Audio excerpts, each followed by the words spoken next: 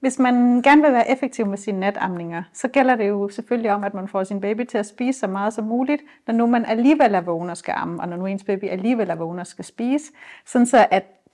man kan sørge for, at ens baby er mæt nok til også at kan sove en god lur bagefter, så man skal amme så få gange, som det nu kan lade sig gøre i løbet af natten, og få så god søvn som muligt.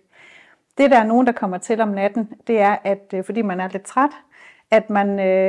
måske ikke rigtig lige får holdt ordentligt øje med, hvor meget ens baby egentlig spiser der, fordi man kommer til at amme sådan lidt småsovende, og ens barn ligger måske sådan og spiser en lille smule og falder lidt i søvn ved brystet, og så sover man lidt videre der.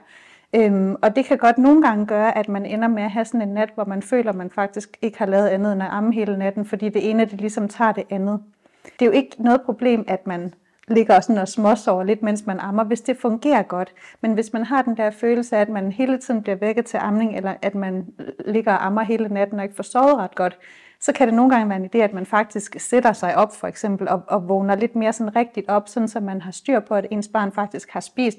et godt måltid, inden han eller hun falder i søvn igen.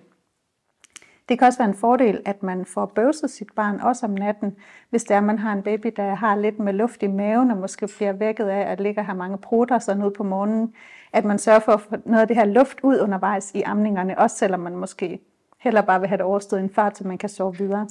Så det at få en lille bøvs ind undervejs i natamningen, som gør, at ens barn har mindre luft, og måske også lige sådan frisker lige en lille smule op til at kunne spise lidt mere, kan også være sådan en måde, man kan effektivisere natamningerne på, sådan så man sætter lidt i banken til at kunne sove lidt længere i næste søvnstræk. Jeg synes, det er en god idé, at man prøver at vække sit barn så lidt som muligt, så at man stadigvæk holder den her sådan natterutine, hvor der foregår så lidt som muligt, og hvor det lys, der er, det her røde lys, der er bedre i forhold til melatoninproduktion i kroppen osv., sådan så man ikke får givet det her indtryk af, at nu er det dag, og nu skal vi op og lave en hel masse sjovt. Så det er mere, at man selv som mor, og igen, man skal også selv kunne sove godt videre bagefter, så man heller ikke får vækket sin egen hjerne for meget op, men at man i hvert fald lige bliver tilstrækkeligt vågen til, at man får ammet ordentligt, altså får ammet et godt måltid der om natten, så det ikke bliver sådan nogle små måltider og smålurer, natten kommer til at gå med.